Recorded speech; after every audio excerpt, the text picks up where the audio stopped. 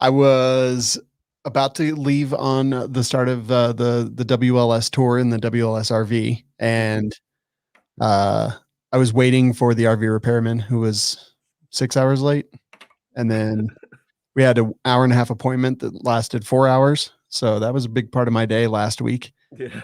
and I totally what's the word? Screwed over, Matt. Is that No, it's not a big deal. I just I didn't care because the moment you said you needed RV work done, I was like, I know how that goes. dude? It was terrible. Generally, it goes better than that. And then, did you know that we set out for the maiden voyage of the RV to go to Wichita, and we were 1 hour and 30 minutes into it, and it broke down? Really? Yeah. And so I had to have it towed back. We had to find a ride back home, and there was 3 dudes and a puppy. And yeah, Oh my God. it was a big adventure. Dude, that's dreadful. I didn't know about that part. Yeah. So I it's back. figured after you see the RV man, you're good to go. Yeah. Well, that's the thing is there's two different kinds of RV. Well, there's several different kinds of RV men. You have the one that shows up and works on the systems, like the Right. plumbing and the refrigerator and the lights and the air conditioning. Like that's a guy. Yeah. Then you've got the chassis people, which work on like the dash AC and the engine and the transmission and the hydraulic lines, and they don't speak. They hate each other. They're like Klingons and Romulans. They don't want anything to do with each other. But now, so that guy came and visited, and he fixed the refrigerator. But now I have it at the repair shop looking at. It's something electrical, I think, but transmission. I don't know. Yeah. So what happened? Did it just up and quit on the road? Did it start sputtering? Like what were the symptoms? So we were driving along 65, and it jerked really hard, and then I got a check translate. And then I looked over at the transmission display, which shows you either reverse, neutral, or drive. And it was a star, and it would blink, and then it would downshift again. So I limped it along just like to the next town at least, which was Lyman, Colorado. And it was pretty stressful, but it didn't actually just break and stop. But it definitely wasn't something we could continue for another, 6.5 hours to Wichita. So Right. I had to deal with roadside assistance, which on an RV is super annoying. Yeah. And then we had to find a ride home because roadside assistance doesn't cover that. And there was no car rental places anywhere nearby. And yeah, it was an adventure. That's terrible. It was super annoying, actually. It was less than ideal and more than irritating. Well, I'm glad you wound up okay. Yeah. At the end of the day. I didn't die. Well, let's talk about Primary Arms. I don't even have much witty to say because I just know how terrible that is. Wow, anniversary sale. Go back. It's 35 amazing years business. 35 or 13? 13. Okay. Yeah. I was like, I know nothing about Primary Arms. Yeah, well, there's some more to learn. But wow, that's a pretty good deal. You get 60 bonus bucks on a Geisley super semi-automatic, the 2-stage one. This is my favorite one at $240. So winds up being like $190 for one of the best 2-stage triggers you can get. That's a good deal. That's a decent deal, I'd say. Yeah, what's 60 bonus bucks? Doesn't it like I remember looking into it because I got bonus bucks when I bought something off of Primary Arms before. I think you just like use it on your next order. Dude, what? I think so. I mean, don't quote me on that, but I think that's what it is. That's amazing. Yes. I would like some bonus bucks. Yeah. Well, we can get you one if you buy that trigger. Okay, fair enough. I don't really need any triggers right now. I'm flush with triggers. I don't know about that. I'm flush with triggers. I don't know about that. Got a trigger here, trigger there, one over here. Yeah. Guys, we heard your complaints. We got you a coupon code for Primary Arms. Yeah. We did. If you buy any optic there, any Primary Arms optic. Yeah, any Primary Arms optic, thank you. You get a free mount. And that's, a lot of times when you're looking at an optic, that's a really annoying thing because, you like set your budget, whatever, get the optic, and then you forget that you've got to get the mount too. But code FRN, that's Foxtrot Romeo November, you will get a free mount with any Primary Arms optic. And you can check that out on FRN.deals. Well done. I just put in an order and I got 2 different mounts. So Really? yeah. Yeah, the last thing I ordered from them was, I think, they were one of the only people that had 45 AARP ammo. Nice. Yes. So One of the mounts was $85 and the other one was $70. So that's a pretty dang good deal. So yeah, it is. Sorry to restate what you already stated. I just got excited. It's okay. I'll let it slide this time. Thank you.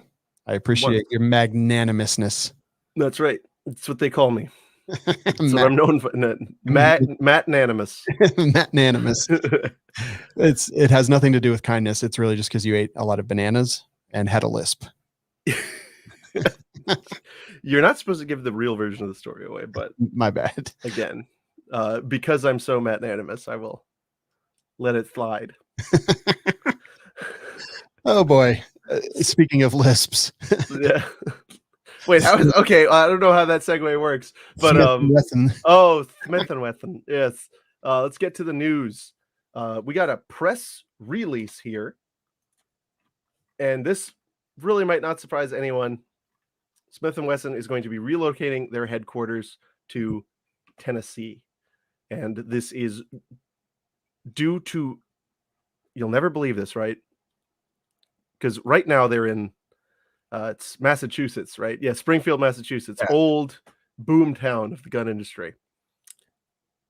This might surprise you, but there's a changing business climate for firearms manufacturing in Massachusetts.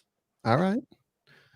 You know, I don't see it in this article, but I actually did read something on this earlier. So in Massachusetts, there is an 8% corporate tax and a pretty high individual income tax.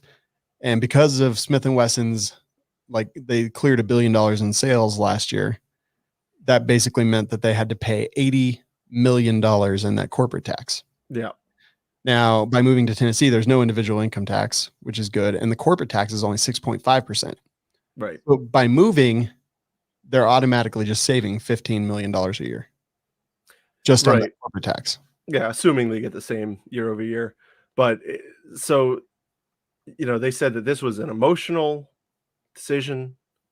And after an exhaustive and thorough analysis, I mean, I think it's just ridiculous. It's like, guys, obviously Yankees don't want gun companies there. Yeah, like they make it pretty obvious. Yeah, if you're into guns, come south. Yankees hate you, right? Just deal with it. But regardless, they put out a list of factors, and that they vetted a number of cities and states and made the decision to relocate their 750 jobs and headquarters to Maryville, Tennessee. The key factors were support for the Second Amendment, a business-friendly environment, quality of life for employees. Again, that's no wonder.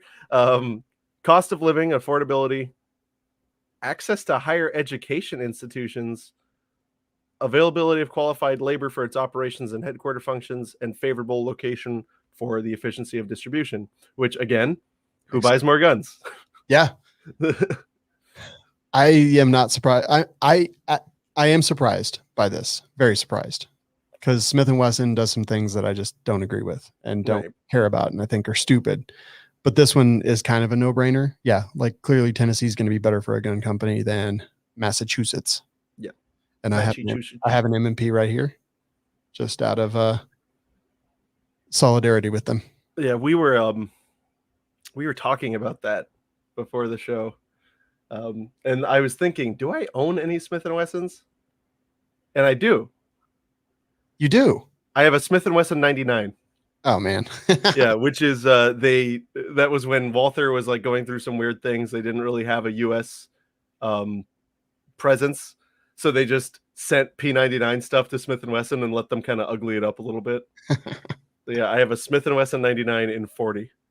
Dang. That's like double terrible. Yeah. I shoot Smith & Wessons like a lot. That's what I shoot.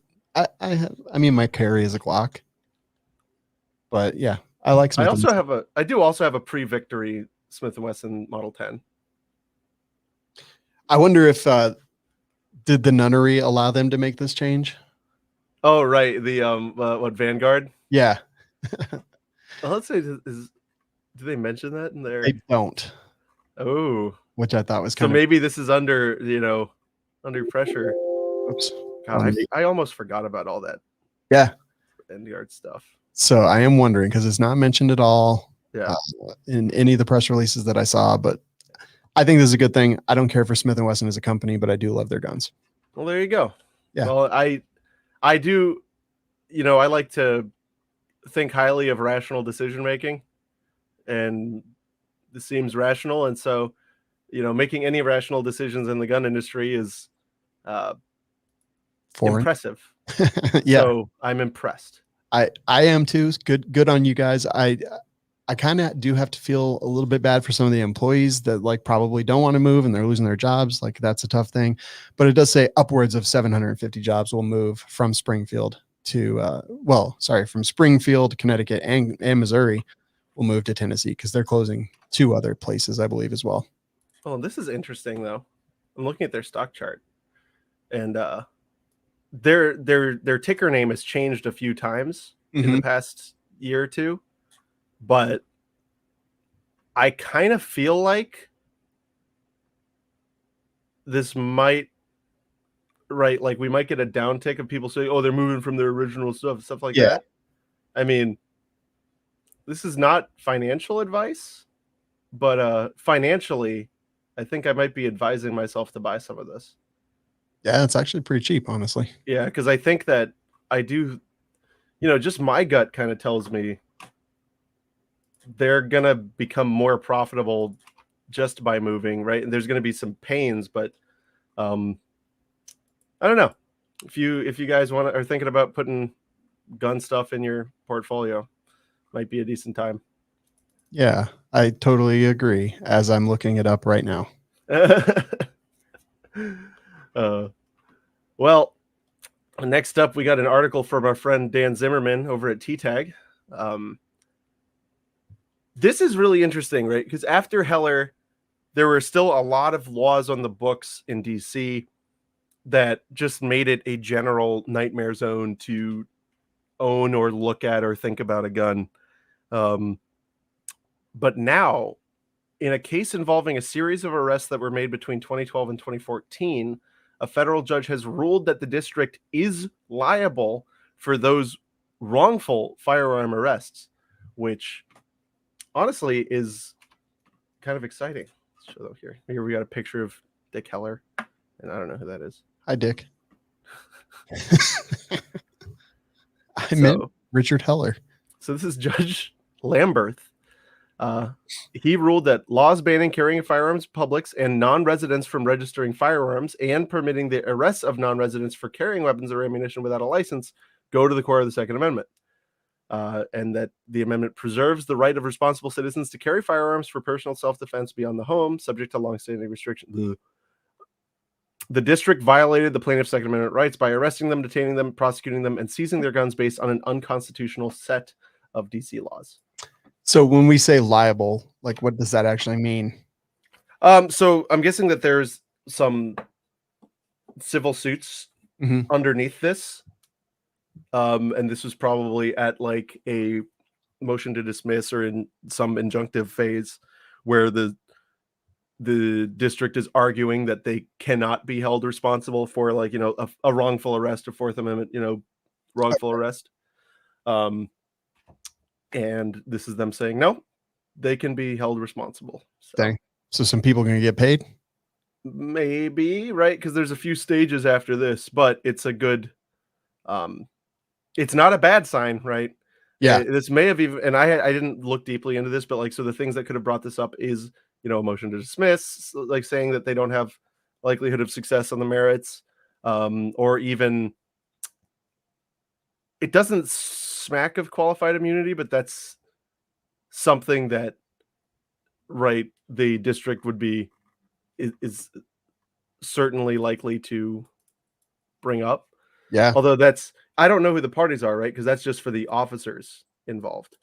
So this being DC itself, that's less relevant. So it's interesting. I mean, litigation is a chess game. Yeah. So this is just one part of it, but the general theory here, as it seems to me, is the district made it impossible for you to comply with the law in a way that you could be able to usefully use a weapon at all, especially if you don't live there. And like most people who are in DC every day don't live there. Right. And so because they set up that system, that mechanism, it's unconstitutional, and then arrests thereby, right, violate the law. Okay.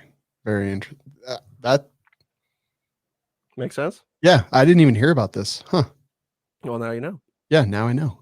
There you I go. am stoked. This is That'll be cool. $20. Jeez. Freaking ambulance chasers. Oh, well. So yeah, that's interesting. That's cool. I'm always glad to see wins, right, in gun rights cases, even and sometimes especially on a procedural ground, because that's how the federal courts have tied up gun cases for several decades now, is that they will look into the nittiest of the grittiest, right, of federal rules, or of just reasons to knock a case off. Yeah. For other reasons, the fact that they're able to go this far is a really good sign. Very cool, man. Next up, who is your favorite anti-gun celebroid? Shannon Watts. Really? Yeah. Reasonable. Yeah. Makes sense. I don't have one because I don't like them, but David has gone whole hog. Shannon, send nudes. Send to. He was on Bird App.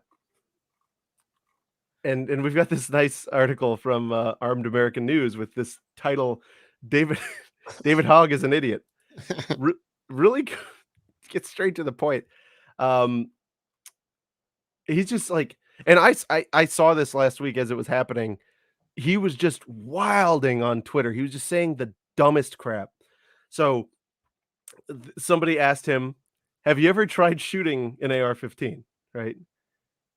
Okay. David? Yes, actually, I grew up shooting guns with my family and learned how to maintain and clean them since before I can remember. Okay. With my father teaching me after he had to shoot for quals, which is part of the reason I know no one needs a weapon like an AR-15 to defend themselves. They don't? It's fair. Yeah. It's fine. He can make that point. He's wrong, but yeah. But this is my favorite tweet. And let me just read this and let this sink into you guys. Oppose us for as long as you want. We're going to outlive you and replace every one of you in every state legislature, the halls of Congress, and every court. We're going to win. All because have the most important thing most of those that oppose us don't have. Time. Dun, dun, dun. So let's think about what point he's making here, right? Because I think this is interesting to dig into. Mm-hmm.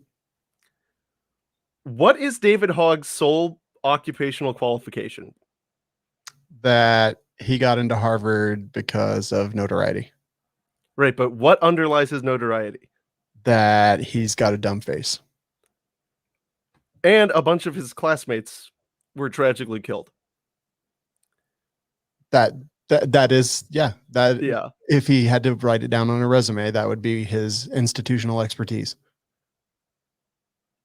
And so he's making the argument that he's going to outlive all of us. Yes.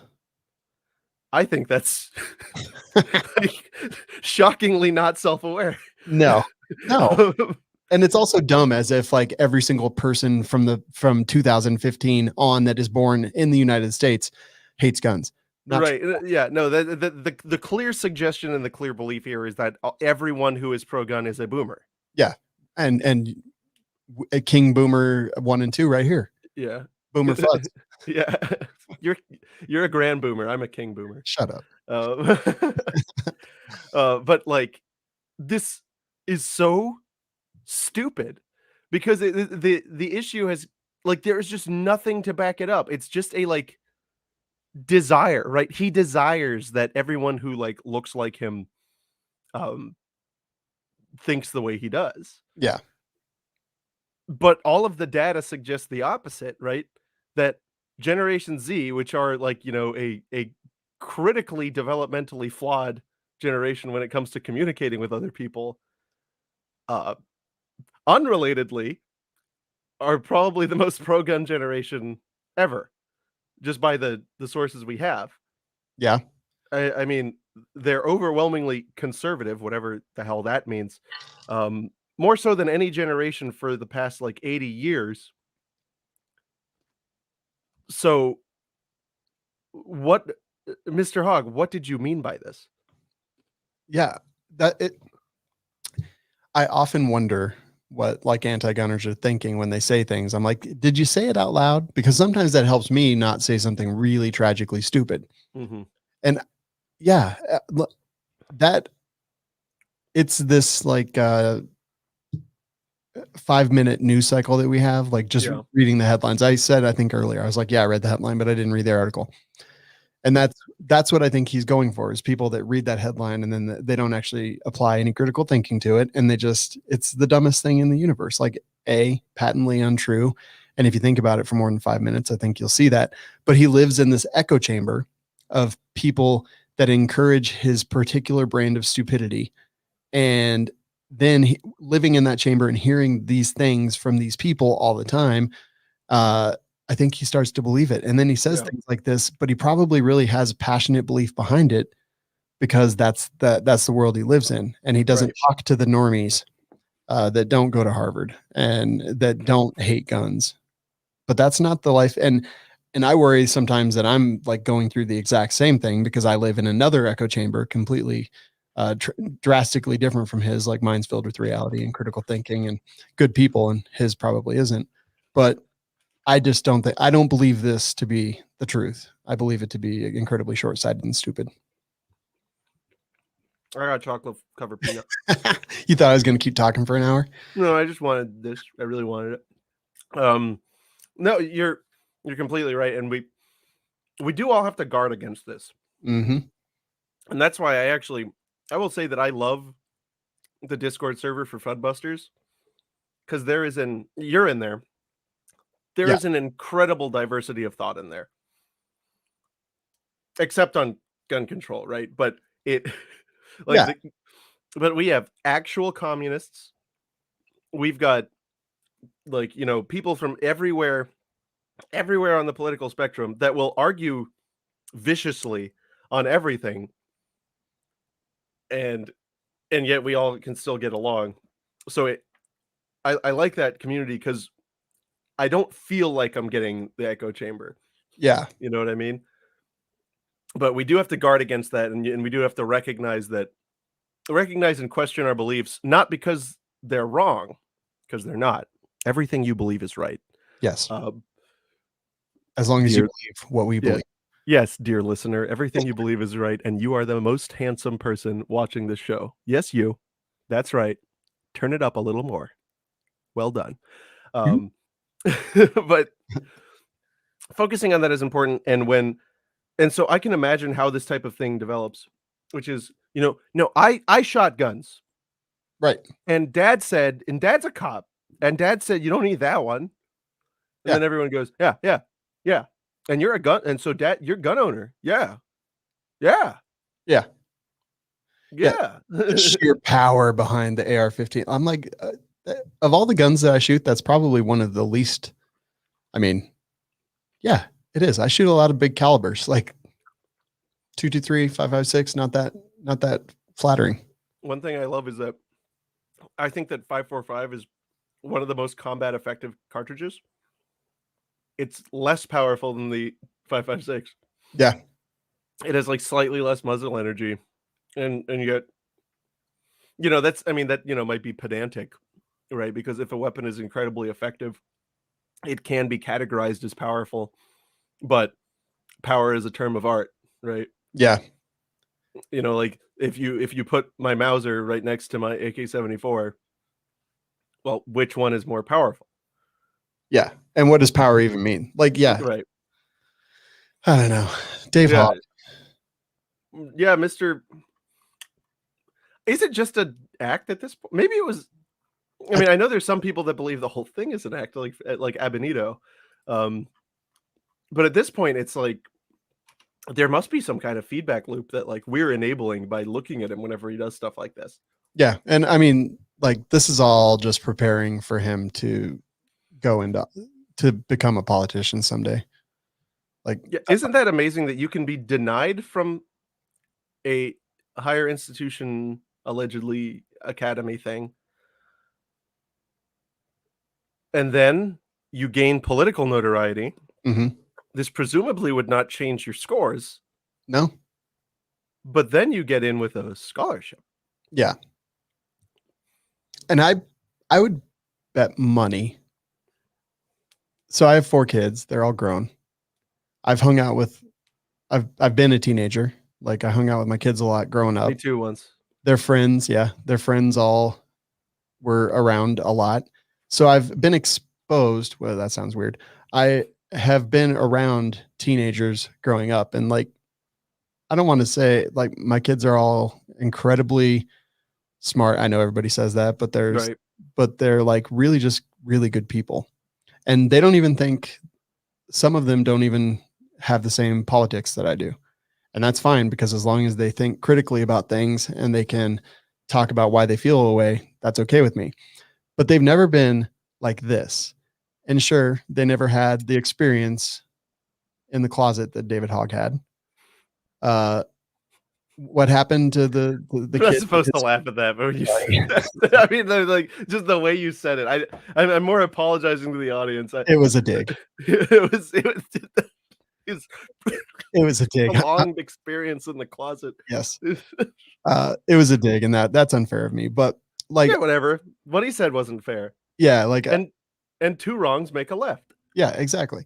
So it sucks that what happened to him, and maybe that radicalized him in this way, and it clearly seems to be the case. But like, he is abnormal in my opinion, of as a teenager and now as a young adult, and I don't know. Well, he'll never recover from this. Like, No. no, like, and in addition to the psychological trauma of, that horrible thing happening, right? Like, in addition to that, that is going to scar everyone who was at that school for the rest of their lives. Yep.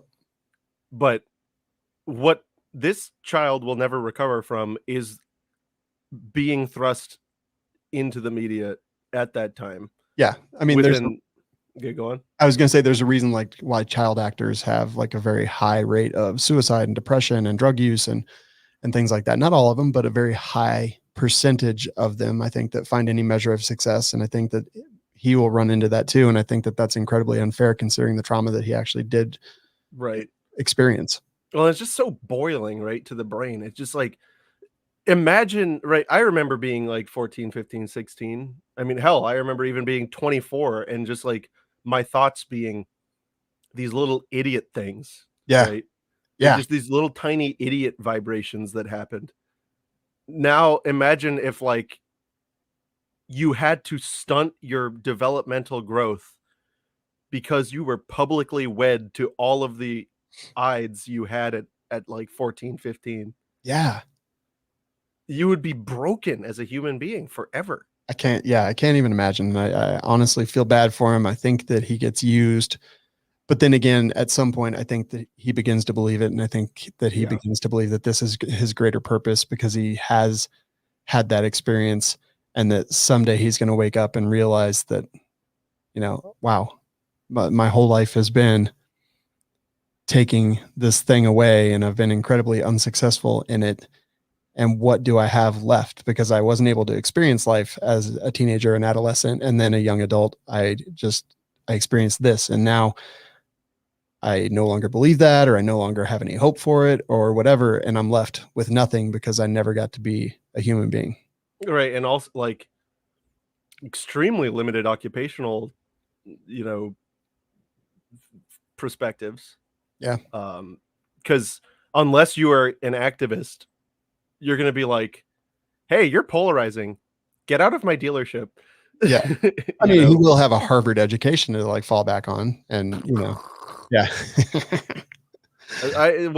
Here's something I hope and pray for. I hope and pray that one day the entire US economy will realize what an absolute insane scam the Ivy League is, and start viewing Ivy League diplomas as they should, which should be a negative, a detractor. In my opinion, look, all that getting into an Ivy League school means to me is that you no-lifed it in high school or college, which is a time where like a normally functioning human being doesn't have the foresight to no-life it. It means there's something wrong with you. And then you went into an echo chamber with a bunch of other people who there's something wrong with them. And they sat there and told you how handsome and smart you are. It's and how much scam. better you are. Yeah, how much better you are than everyone else. It's an insane scam. These people are stunted. They're not normal. I'm sorry for getting off on this. And if you're in the audience and you went to an Ivy League school, except you're not you. I didn't mean you. I'm sorry. Yeah. Don't be sorry. You didn't mean them. I didn't mean them, but except I did. And then they get to just sit on the fact that they went to this school when they were in their early 20s for the rest of their career. What the hell does that have to do with whether or not they can, if whether they can fix a heart or understand a mathematical equation now, years later? It's an insane scam. It's a huge, preposterous problem that's somewhat unique to this country and causes like our highest entities to behave in extremely erratic and bizarre ways. Because if you want a piece of evidence, I present to you the whole hog. Regard it. Look at it. The whole hog. It is broken. Yeah, he is. And I actually, a buddy of mine, his kids were at Parkland. Okay. And it's so weird that they're like functional human beings because they had a dad who was a gun guy and like didn't let them feel sorry for themselves and channeled this energy that Hog has into music. I think was what they actually focused on. That was their thing. And they've been incredibly like well adjusted, or at least as well adjusted as you could be. And I'm like really proud of Kevin for him and his family's trials and tribulations and the way that they came out of them better than they were before. Still damaged and broken, but better than they were. Yeah, well, aren't we all though? Yeah. Good on you, Kevin. Yeah. All right. Well, now on to something really not happy, but different. I'm ready. Oh. This is really upsetting. So, Newsom survived his recall campaign. I don't know why. I'm not going to blame election fraud, right? Didn't he get more votes than he won the actual office with? I mean, look, if you say election fraud, it means you're wrong, right? So I'm not going to say election fraud. I'm just going to heavily imply it. But anyway, he immediately gets right back on that insane path that he's been on. Signs California AB 173. It amends the California penal code to include an authorization for California Department of Justice to release personally identifying information about California gun owners, who, again, many of which have all their information with the state. Let's just read the text, right? See, it's not an exaggeration. All information collected pursuant to this section shall be maintained by the department and shall be available to researchers affiliated with the California Firearm Violence Research Center at UC Davis for academic and policy research purposes upon proper request and following approval by the center's governor institutional review board when required. Oh, that's not even that like the state is going to like make sure they're doing something right on. It's like, yeah, the school's going to say they want it, and then the school's going to say, yeah, no, we want it. And Again. then it's going to immediately be leaked. And then it must be sent to them. Yeah. But, and so what the net effect of this is like, should this research really have identifiable information? Like what in the hell is that? Second of all, like this information is going to be leaked by extremist, people and then used by other extremist people. Well, no, I mean, but before even that, because like let's be honest, right? The extreme progressives are too, their skulls are too soft, right? They're squishy gelatin lizard people. They're not, like the big lizards. They're not going to do something. Who is this information most useful for? Gun grabbers. The literal gun grabbers, the Yeah. kind that break into trucks looking for handguns. Yeah. Which is like, this is like the best way to transfer guns from regular law-abiding people into the hands of criminals. Yeah. I didn't even think of that. You're 100% right. Like, holy crap. It's like, why break into every truck? You just follow the list and break into those trucks. And I'm not saying you're supposed to use your truck as a gun safe, but people do. People do. It's not, I don't think it's bad. I wouldn't put anything I really cared about in there, but some people got all kinds of reasons. It certainly fast tracks crime gun searches. This is what they do. I had my car broken into, and it's really convenient that they picked mine, right? Yeah. And guess what? I had cash in there. They didn't even take the cash. Broke in there. I think it was because I had some empty shell casings. They broke in, the glove box was open, and everything under the seat was pulled forward. They took a couple snacks, which was upsetting to me. That's really annoying. Yeah. But what does that tell you? They were looking for a gun. Yeah. That's incredible. So yeah, I didn't even think about that. And this data is absolutely without question guaranteed to be leaked within like a week. Yeah, because that's like what it's for. Yeah. Like that's what you do. That's like, you don't give a university data because it's top secret and like you trust them. Yeah. You give it to them. And so anybody because you hate it. Yeah. Anybody could take this data and wow, they'll be able to release like race, what kind of guns you have, and they'll be able to use that, massage that. And honestly, like, yeah, it's pretty terrifying. God, I really feel bad. Like there's so many good gun people in California. So the guy, the author here, Dennis Santiago, that's his picture there. He's got a interesting AR. He's suggesting, he's like, we should use this so pro-gun research can create data-driven policy changes that finally figure out how guns can be safer for individuals and help promote less crime-prone environments. Yeah. By using the very same research data that California says is not legally available to conduct research on both sides of the political coin. Right? Because that's a great idea. But what's the law says? Available to the California Firearm Violence Research Center at UC Davis. Wow. Like, and any research affiliated, which I'm sure is a pretty smallish list. Right. Under hundreds is my guess. Man, I don't know. It's pretty absolutely insane. Bonkers. Yeah, California, like, be ready to defend your stuff. So, hey, good Californians that hate this, can you get some of the tickets to Florida and Texas that the bad Californians are taking, please? Yeah. Because they're coming. So can you just you do it instead? Yeah. I saw someone driving with a California license plate the other day. And you shot at him. No. No. Oh, you poisoned him. No. But I definitely really was annoyed that they were in Colorado. You got really mad and said, geez, I really should start shooting at this car. No. I was like, man, how dare you? Get out of our state. We don't want you. Yeah, get out of their state. We definitely don't shoot at those cars. And it was a Prius, so I knew that it wasn't a gun guy.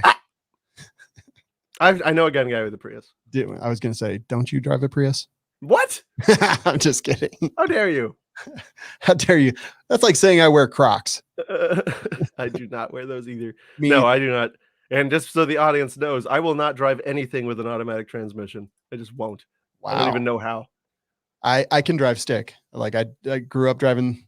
Man, that also sounds terrible. Driving a manual transmission, and I can do it well. But I do like automatic because I'm lazy. Weak. That's the same reason I like machine guns. Lazy. I like my transmissions like I like my guns. Even my tractor is manual. Dang. I mean, that makes sense. It's hard to get a manual tractor now. Really? Yeah, it used to be the default, but now they're like all hydrostatic stuff. Weak. Yeah, right? Weak. But yeah, I won't drive an automatic. And the other day I had to. There was a rental car and my buddy had taken and he was like, "Oh, you drive." And I didn't realize how long it had been.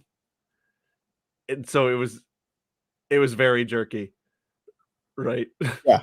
Because normally when I'm coasting to a stop, I just throw the stick into neutral and take my foot off the gas. Right. And with this, so I just ripped my foot right off the gas, and the car's like, like this is the worst. Yeah. No, everyone was not enjoying it. I can imagine. Myself especially. Yeah. All right. Really. I'm better than this guy's. And it was a Volkswagen. For the love of God. Disgusting. Yeah. Did your Crocs get stuck on the pedals?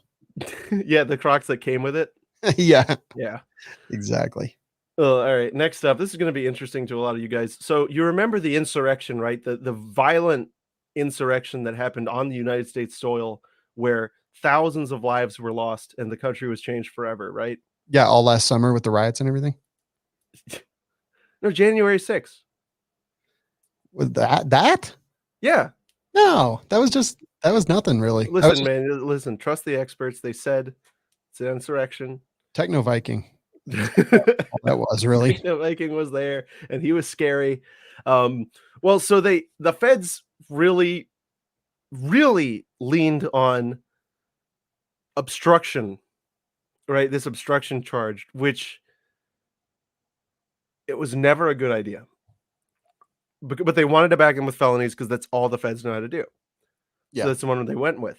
Well, this report now is saying that all of those charges are in serious jeopardy. So let's check it out. Okay.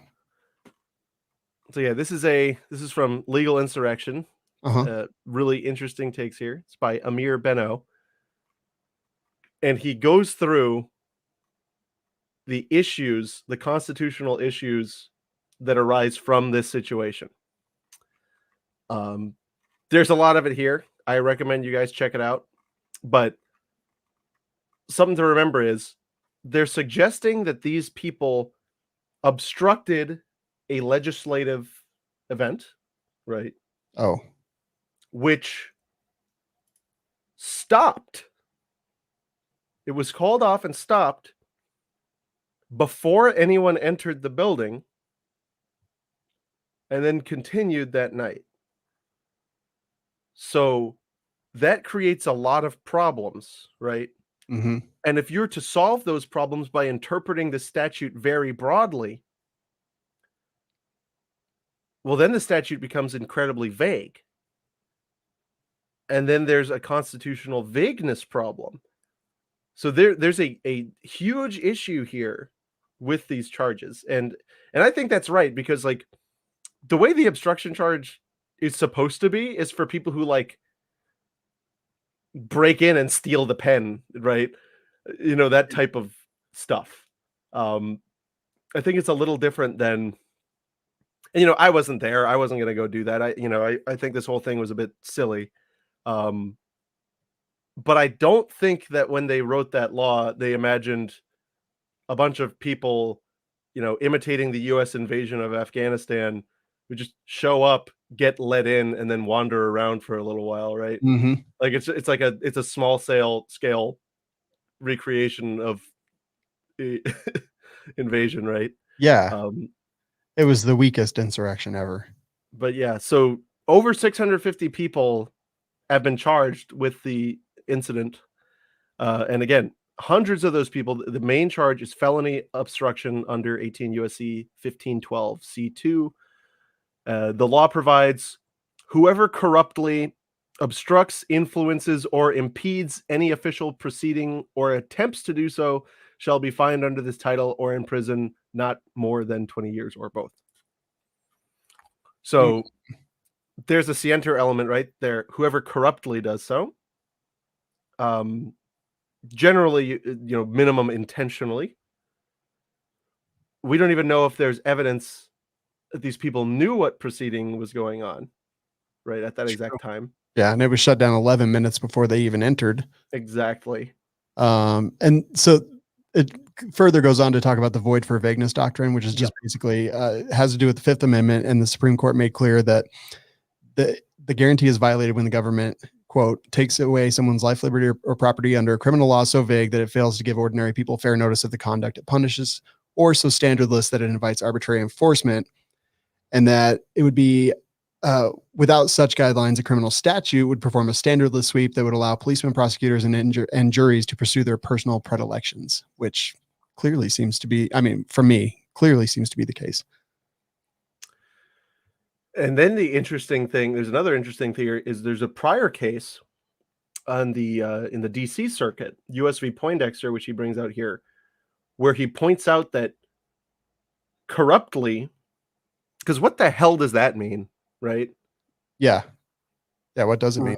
That would be your scienter element. That would be your state of mind element, your mens rea, to use a dead language. Well, what the hell does that mean? And so, because of that, the DC Circuit found that neither the legislative history nor the prior judicial interpretation of the statute supplied the constitutionally required notice that the statute on its face lacked because of that word corruptly, and thus it was too vague. Now it's the same thing again. And in that case, right, nothing in that section would have given fair notice to any person of common intelligence that if he entered the United States Capitol for a short time without injuring anyone or damaging any property while associated with others seeking to petition the Congress, that his conduct would run afoul of this section and subject him to imprisonment for a term of 20 years. So. Yeah, so the vagueness of the word corruptly, which... Yeah, what the hell does that mean? Yeah, right. Because I don't think that what these people did had anything to do with corruptly, or it was not corruptly, by my opinion. And that, well, and remember that the clauses are together, right? You corruptly, which is X, accomplished Y, right? And so, where's the evidence that they intended to accomplish Y too? True. Yeah, and this is that personal predilection that the Supreme Court mentioned in their judgment. Exactly. Yeah. No. Exactly. So for, like many things, the standard is intentionally, whosoever intentionally. That means there has to be evidence that you knew what you were doing and you meant to do it, or that any reasonable person would know, right?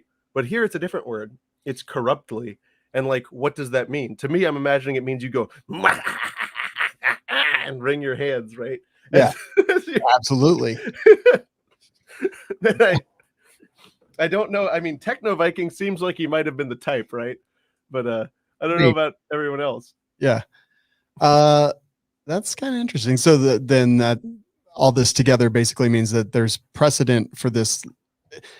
Is there, in fact, precedent for this very specific clause that they're trying to charge them under already? Yes and no. Okay.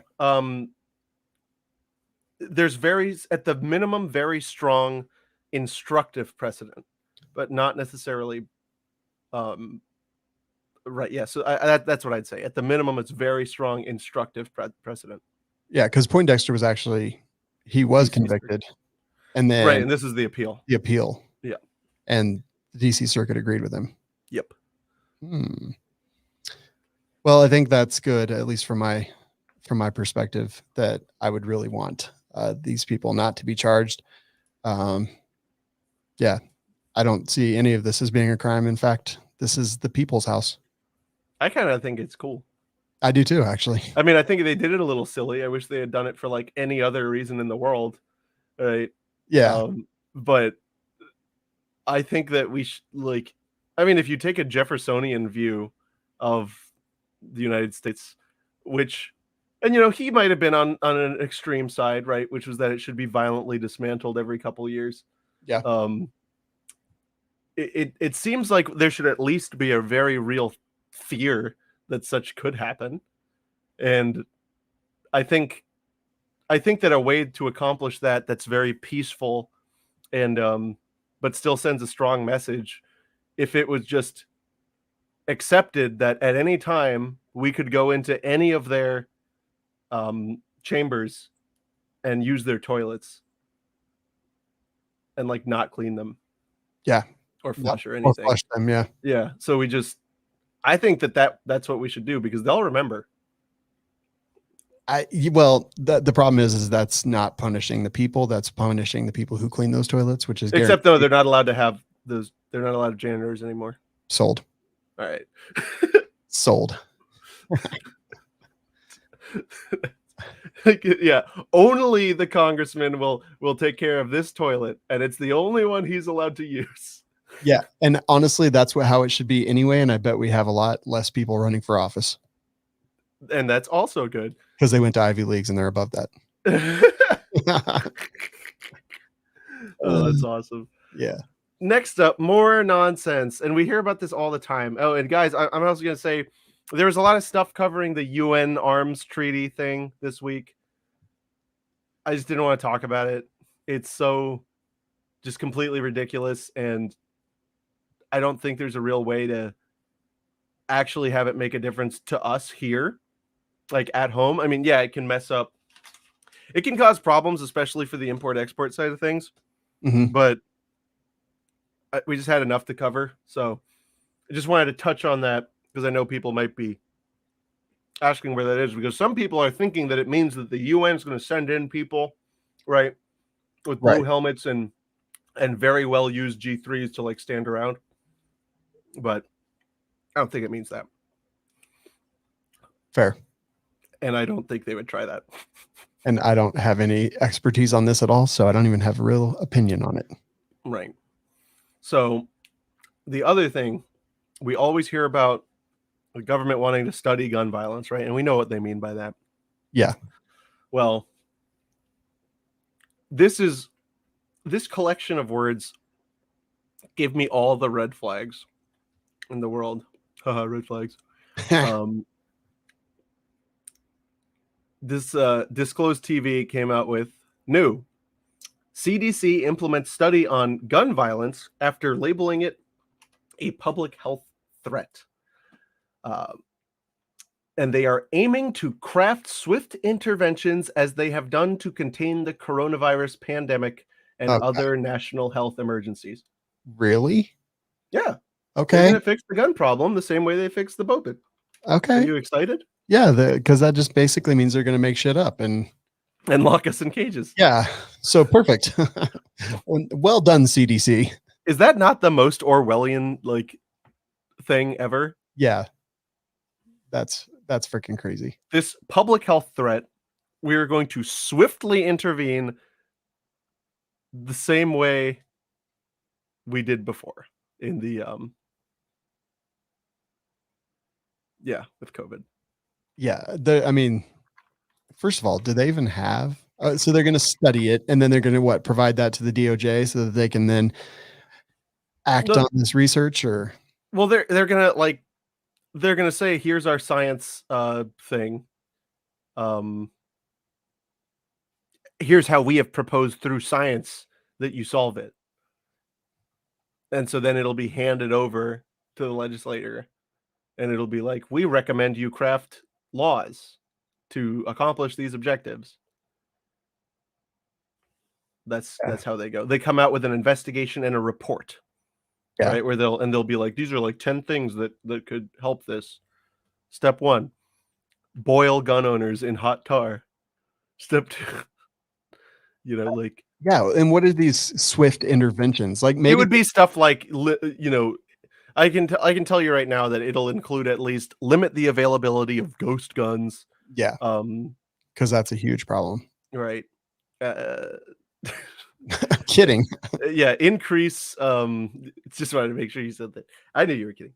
Yeah, increase background check. Like that's what it's going to be. It's going to be all the normal stuff, right? And they're going to be like, this is probably there's a probable causal relations to these factors, and it's all going to be just like a bunch of double speak. But then, Pelosi or whoever will pilot that ship next will be waving that around, saying we have to act on this science. We have to. Mm-hmm. The experts have told us what to do, and we're not doing it. Yeah, except they're all wrong because, like, they're also not experts. They're just high-functioning alcoholic 25-year-olds because that's all that exists in DC. Yeah. I think that they basically, it's if you're a known gang member and you use a firearm to commit a crime, instant death penalty. So, I mean, no, it's Judge Dredd style. That's how we clean up violence perpetrated by guns. I mean, I don't know. I would rather step one, end the drug war, and then all of the gangs have to just go, well, what do we do now? And they like kick cans and stuff. And then they'd have to go back to like more actual dangerous stuff, and then we could implement your thing. Yeah, I mean, or we could just do my thing first and like kind of eliminate all the stuff. The gangs only really exist because the U.S. government subsidizes their industry by making sure that they are the only market participants. So do we just and I'm actually for this, so I'm not saying this as a critique. Do we just legalize all Schedule I narcotics immediately? There's all drugs. No penalties. Yeah, like all drugs immediately legal. Again, I'm 100% for this. Yeah. This is what I'm interested in. And then they'll have to go to some other criminal enterprise like robberies. Yeah. No, what do they do? Like, what do they do if it's like you can buy cocaine now over the counter or and it's like quality and healthy and well, I mean, as healthy as it can be, right? But like there's no rat poison in it. Yeah. And it's like Kraft is producing it, right? You buy a brick with a Kraft logo on it. I want some Kraft crack. Well, no one's going to buy crack. Why would anyone buy crack? Because that's like people would only buy the good stuff that is, less bad for them because it doesn't have poison in it. What are the gangs doing? And the whole reason that like they do stuff like, they're dealing in stuff like fentanyl is so that they can conceal their activities. What are they going to do when you can just get like the safest version of everything and all of the product info is correct? You're never going to get a misdose by, whatever. What are they going to do? I mean, like, yeah, I don't know. They'll figure stuff out, but also they will do something, right? But the amount of power that they have and the size of them is going to just like crumble. Imagine what would the mob have done if there was no prohibition in the early days?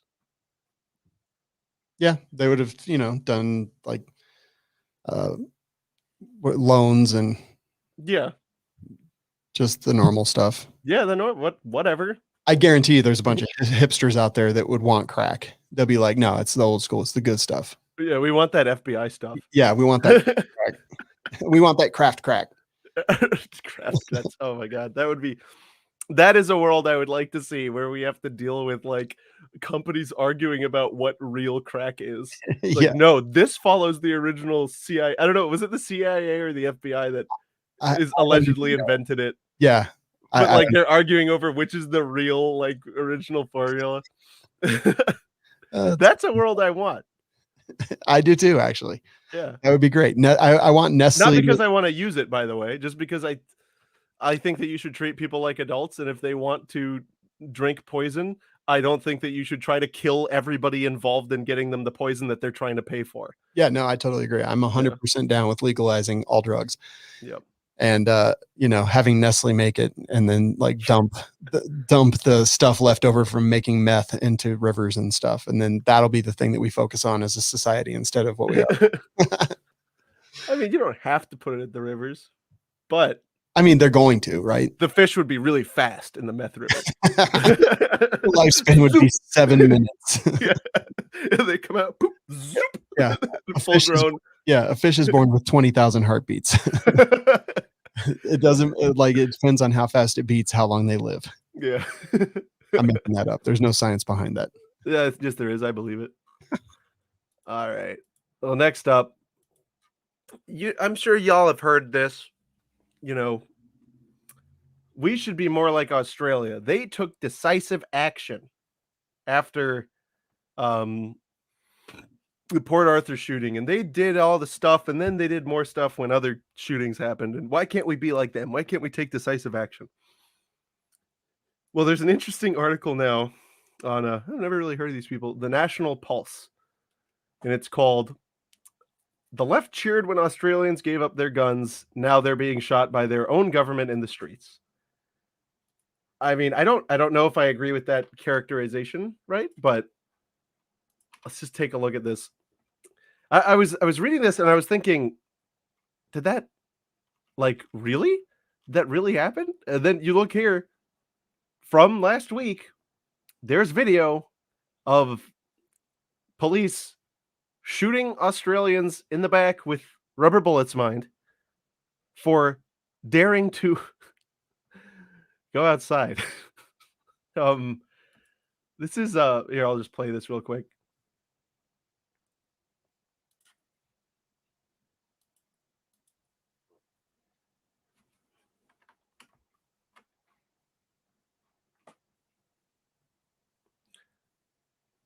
It's hard to tell what's going on, but there's definitely gunshots and there's definitely droves of people running away.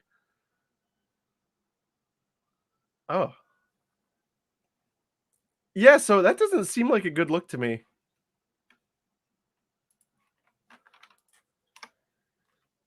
Shawn took a little break, but this is nuts. Okay, Shawn, you're back. Thank God. I just finished explaining what was going on in Australia, right? Yeah. And I played the video of all the people getting shot in the back with rubber bullets for having the audacity to go outside. It's pretty crazy. Like the whole thing, you know how Australia started and how it ended, like how it started and how it's going now, that meme that everyone posts. It's pretty crazy. It's pretty crazy. Kind of funny. Yeah. So yeah, the Guardian sided with the cops in Australia, and this guy this guy posted quite the different tone between the Guardian's headline when police dispersed rioters outside the White House and when thugs shot their fellow countrymen in the back for protesting lockdowns. Go figure. Let's look at these. I can only imagine. Okay, so yeah, this is the Guardian. Protesters brutally dispersed ahead of Trump's photo opportunity with a Bible. Wow. Oh yeah, I remember this. And then Melbourne police break up anti-lockdown protests with non-lethal rounds and tear gas. Wow. It's funny how that works. It's funny how opinions changed when, depending on who they're gassing or shooting with rubber bullets or shooting with real bullets. You know, if you agree with the politics, then you're like, that's terrible. If you disagree with the politics, then you're like, how could they do this? Australia is kind of a crazy place, and the lockdowns, the internment camps, like, I don't know if that stuff's real. I assume it is. But yeah, well done, Australia. You did it again. Yeah. You started it as prisoners and now you're going to prison camps. Congratulations. It just took a while. Full circle. Yeah. Right. It took a while because their toilets go the other way. Exactly. You got to go back. Yeah. They slowed down time. And now, I mean, we could have just put them in jail. Instead, we gave them their own country, who is now putting them in jail. So congrats. Well, it wasn't we, it was the bongs, the Brit bongs. Yeah. It is don't you dare associate me with bongs. Well, I mean, we're all basically, we come from British colonialists. Well, not all. My ancestors are from France. Mine are from, well, The other half are Jamaican, which is a British colony. But See, prove they were bongs. It happened to be a British colony, but I don't think the blood is British. fair. Actually, it probably was. Yeah. There was some in there. Whatever. I wasn't gonna. It was a huge empire, whatever. I just don't want to be British. Fair. Neither do I, and that's why I support the United States. Yeah, we really didn't want to be British anymore. No, very badly. And that is wonderful. All right, last story, guys, today. Space Force. Yeah. Get it out of here. Yeah. Wait, what? Why? That's what they say, the government people. Jared Huffman and Rashida Tlaib aim to abolish the military branch. I mean, I don't know. So the House Democrats introduced a measure in the 2020 defense budget to eliminate the Space Force, led by these people, co-signed by some other people, to abolish America's newest military branch. The measure received support from the National Taxpayers Union and radical anti-war groups such as Peace Action and Demand Progress. Huh. So what do you think about this? I mean, I think that eventually we will need a police force in space just to deal with a lot of things. Of course, it'll become like everything else and corrupt. But like, I think that this is smart. This is where we are going as a society. We saw it with Bezos and I don't know, Musk and everybody who's going to space now. The guy from Virgin Atlantic, whose name I can't think of, Branson. I don't think we need it. We're going to space. Like, I think clearly there's going to be some things. Clearly there's going to be other countries that are going to want to create weapons in space. And I think having a plan for that is probably not a terrible idea. Space cat. Exactly. Space. Yeah. Astronaut goes to the moon, comes back 2 weeks early, gets off the thing. They say, why are you back so early? Says, ghosts. Sorry, the moon's haunted. What? Charges a pistol, gets back and says, the moon's haunted. Yeah. Yeah. My favorite meme that I can't say. Yeah, you struggled with that one pretty desperately. Yeah, I don't know. I've read it so many times. I've just never said it out loud. Next time will be better. I promise. Moon's haunted. Yeah. So I don't know. Like, I think this just comes to like anything that Donald Trump had. That's what it is. They just hate it so much. Doesn't matter if it makes sense or not, and they're willing to decrease, the security of our nation because of their hate for Orange Cheeto Man. Orange Cheeto Man is bad. The thing is, though, I think it's stupid. I don't want to pay for it. And I think that our federal government is ridiculously, preposterously huge. And so if we're not going to downsize some other things, I don't want more. And so, so I do agree. I don't hate it. I don't hate them getting rid of it. I hate that they're doing it just because they're literally, and there's no doubt in my mind, right? If this was done by anyone but Orange Cheeto Man, they'd be like, it would just be another thing that the Democrats tolerate because they are no longer a peace or have not. I don't even know if they've ever been a peace party. Because like, when have they ever actually done anything about ending a war? Never. Right. Like, they'll passively do things just like, but I'm anti-war. I'm anti a lot of stuff. Anti-Nickelback, but I'm anti people named Nick. Yeah. But so yeah, I hate them. I'm anti-war, but I'm also like, I live in a world where war is the answer. Right? Yeah, there's never going to be peace. There's always going to be conquest is a legitimate form of acquisition. Yeah, 100%. I was just oh my God, this is totally off topic. I was just watching this thing on YouTube talking about how many of the artifacts in the British History Museum are basically stolen and that they had gotten from their colonialist ways, like just taking over places and stealing their art and treasure. And there's like a Nigerian guy that wants that stuff back. And they're like, now the British History Museum is like, no, we got this like fair and square. And we are creating this encyclopedic catalog of the history of this great earth. And you know, that's clearly a thing, and these things exist and they will always exist. And that, you know, it's easy to say no, colonialism is bad, but we wouldn't be here if it didn't exist. And I kind of love the United States and I love this country, and like I love our life, and that's the life that I want, not the life that we may have had we never had Britain never branched out, and I'd be Right. sitting here with bad teeth and a dumb accent. This is interesting. I saw a joke about this a while ago. Never ask a woman her age, a man his salary, and the British Museum where they got all that stuff. Yeah. But I'm kind of like, look, they beat your ass and they took it. And Yeah. that's they were over there because they broke in and they said, "Ooh, mine." Yeah. I don't know what you want to say. Like, that's just the way it is. Sorry. This is pretty. It's mine now. Yeah. Now, I don't know.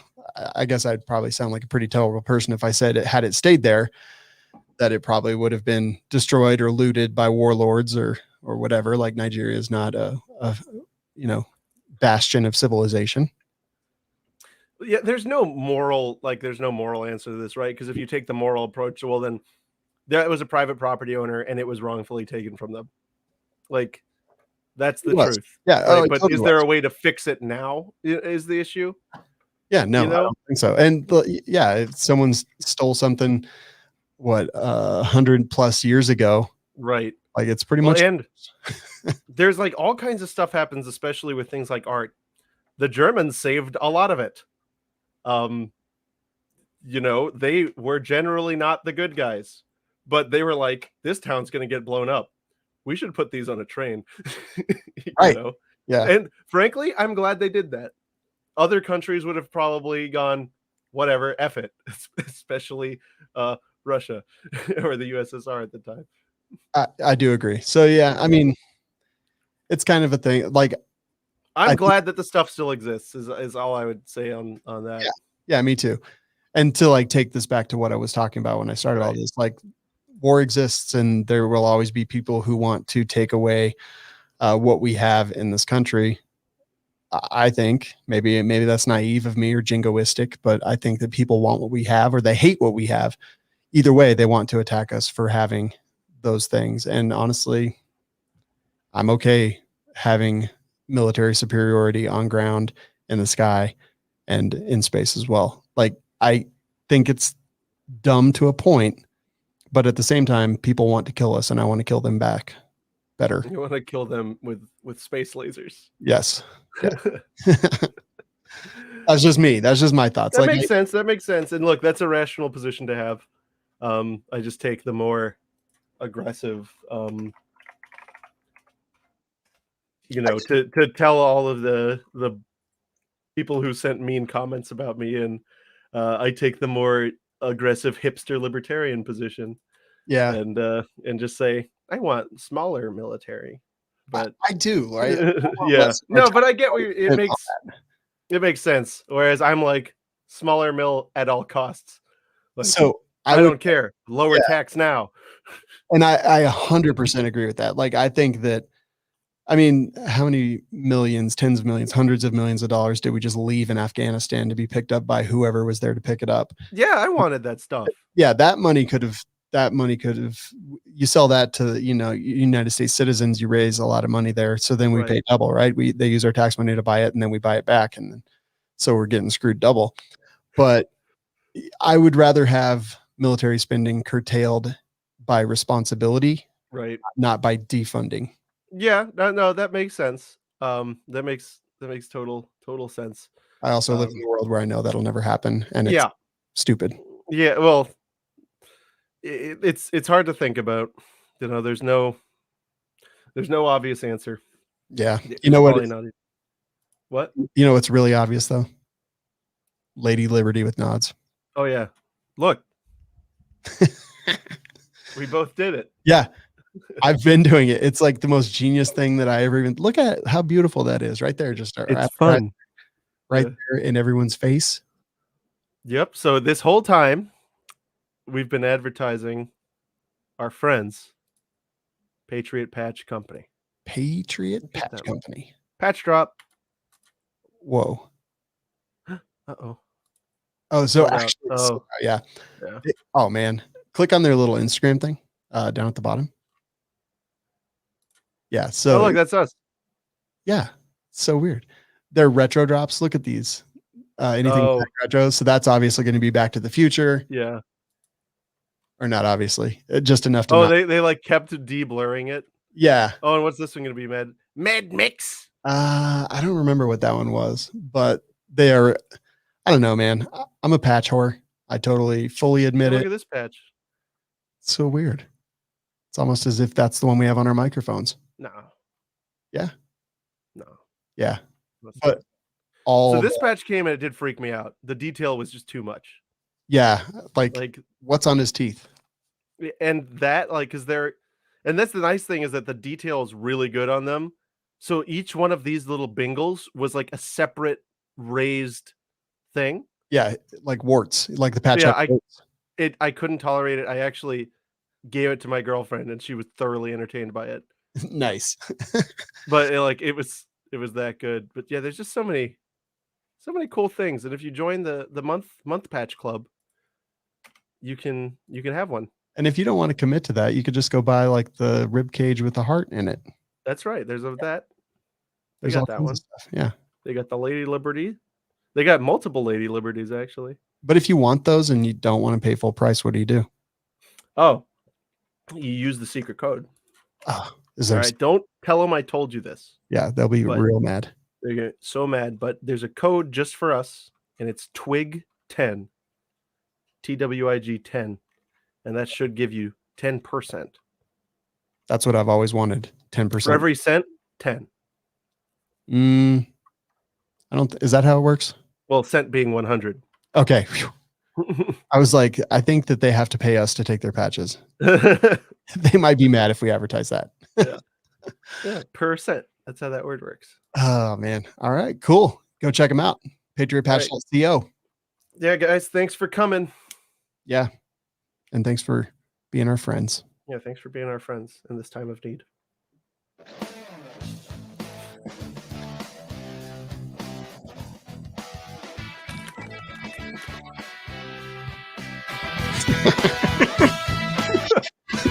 They're gonna be so mad.